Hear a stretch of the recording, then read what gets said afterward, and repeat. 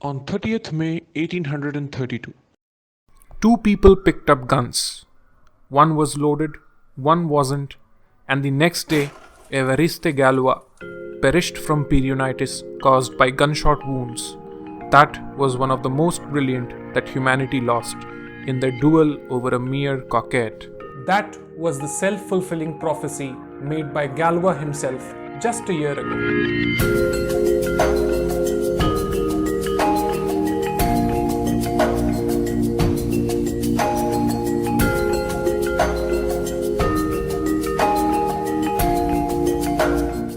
Évariste Galois was born on 25th of November 1811 in France to Nicolas Gabriel Galois, a Republican and the head of a prominent liberal party, and Adelaide Marie, a fluent reader of Latin and classical literature, who educated Galois for his first 12 years. Starting at the age of 14, it is said that he devoured mathematical literatures of Legendre, Lagrange, and many mathematicians like today's youth would read Harry Potter novels. Yet his classwork remained uninspiring and his teachers constantly accused him of harming ambition and originality. At the age of 17, he began making fundamental discoveries in the theory of equations, though his first work was on continued fractions. Now, most of us are familiar with linear equations and quadratic equations. Take quadratic equations in X, for instance. Its general form is ax squared plus bx plus c equals 0, where a, b, and c are some real number constants.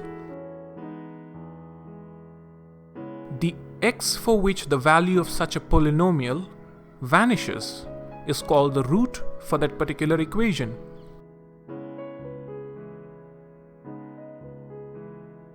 The familiar formula for the roots of a quadratic equation is easily expressible in the form of its constants molded together in terms by plus, minus, multiply, divide, or power symbols, or technically known as a solution in radicals. From the point of view of medieval mathematicians, there were actually 13 types of cubic equations rather than one, because they did not admit negative numbers or zero, or even imaginary or complex numbers. The case where d equal to 0 leads to an inadmissible root y equal to 0. So we get 18 cases. However, the cases b equal to c equal to 0, where d greater than 0, and b equal to c equal to 0, where d less than 0, were not taken seriously, as the first has no positive real solution and the second, as negative numbers, were not permitted. While these three cases have no positive real solution, that left 13 cases to be considered. It wasn't so easy to be a mathematician in the 15th or 16th century. You'd have to actively participate in duels, mathematical duels, to prove your mettle, else you'd have to be prepared to forgo your university position.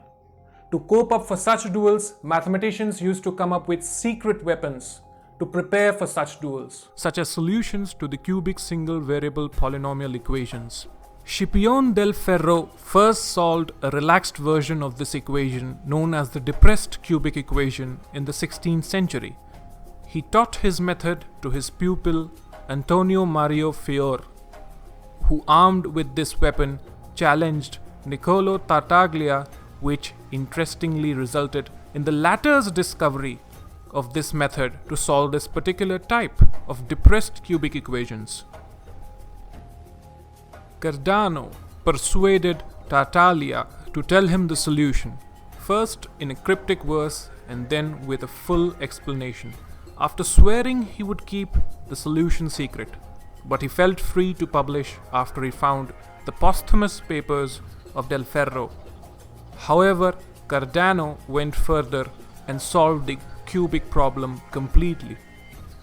Cardano's servant Lodovico Ferrari was instrumental in solving the quartic equation in 1540. Tartaglia was forced to duel again with Ferrari after this publication of Cardano and Ferrari, but lost this time. It is said Ferrari later died due to white arsenic poisoning because of his sisters. now remained the problem of solving the quintic radical, which stood for 350 years before Niels Henrik Abel finally solved it in 1824. But perhaps the most intuitive solution that truly shaped our understanding of fundamentals of equations was crafted by Galois, giving rise to the Galois theory.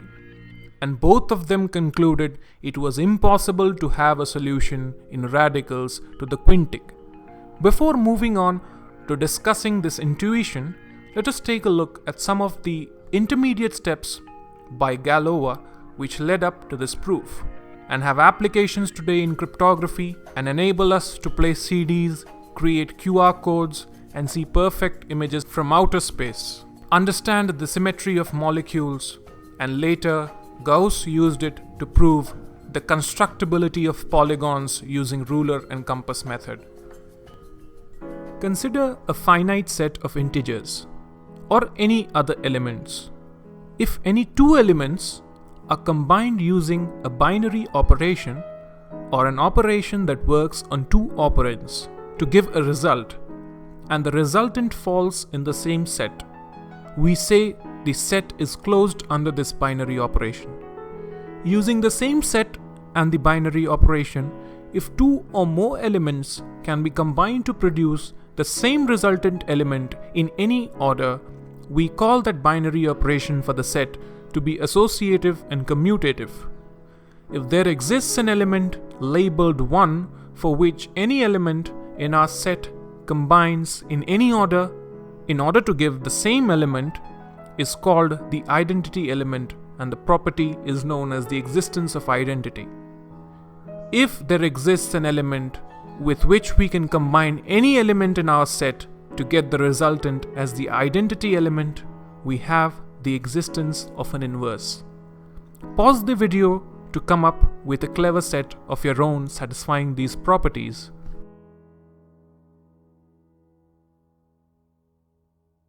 Let us consider the elements of the set as polynomials.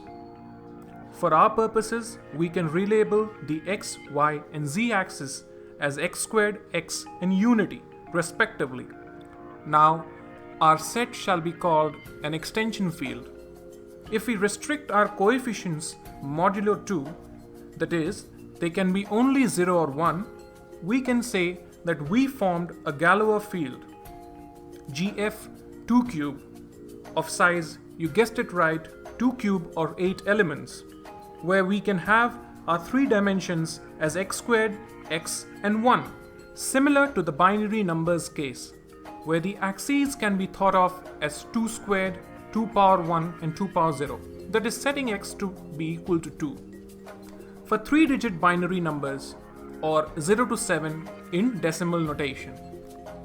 Take two devices between which a 4-digit OTP code of digits 1 to 7 shall be sent over an insecure red line, which has been tapped by, say, a cracker. 12 digits in groups of 3 should be sufficient to transmit our code. To safeguard against this, the system owners had pre-decided in complete secrecy a code and a binary operation, polynomial multiplication in our case, to encrypt our code. Let's take the third digit and see its transformation under this operation. Its binary value is 5. When we form its polynomial form from its binary form and use our code with operation, we see that we have run into a problem. We have higher dimensions now. Therefore, we do something similar with what we have done with our coefficients.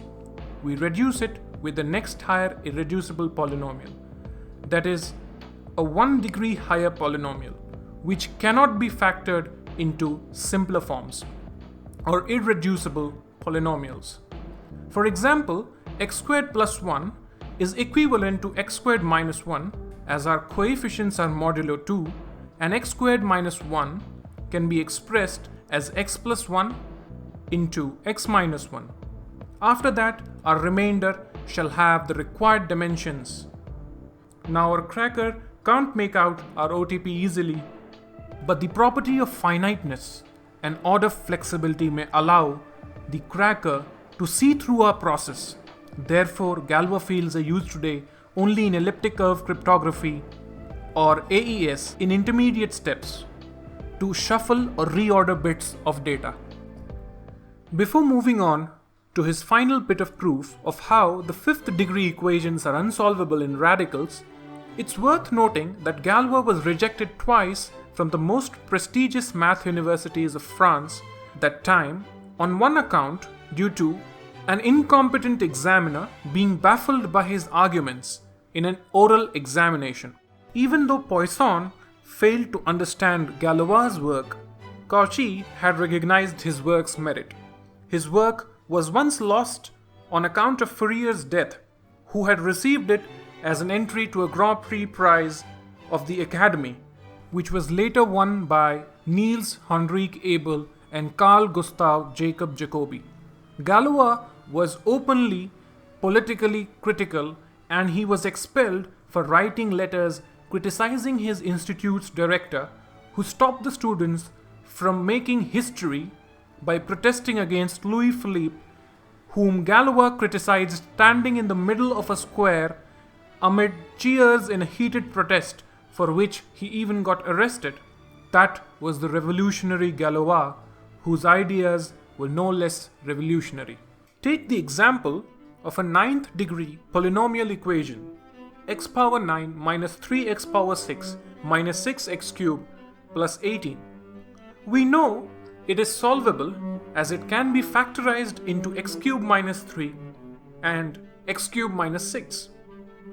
Now let's see the roots as the vertices of polygons or Galois groups. Even 3 flips of the hexagon can be used to avoid the extension of a triangle. Now consider the equation x squared minus 5 equal to 0, which has 2 roots, square root of 5 and negative square root of 5. We consider the infinite field of rationals and append these to them as an extension, as the roots are irrational. Note that from now on we only consider polynomial equations with rational coefficients. Now any point in our extension field formed by the roots of our equation can be represented as y plus square root of 5z. Know that all the rationals can be obtained by just setting z equal to 0. On the number plane, it's just the point 1, square root of 5. Observe that switching the root is a mirror reflection of the x-axis, and another such reflection is the identity symmetry. All such symmetries form the Galois group. Let such symmetries correspond to a rotation of our polygon.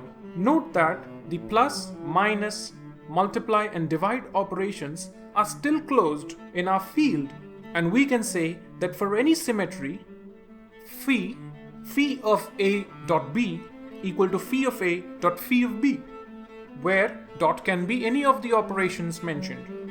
If the symmetry operations can be performed in any order, we call that Galois group abelian, which is another category of Galois groups which are solvable.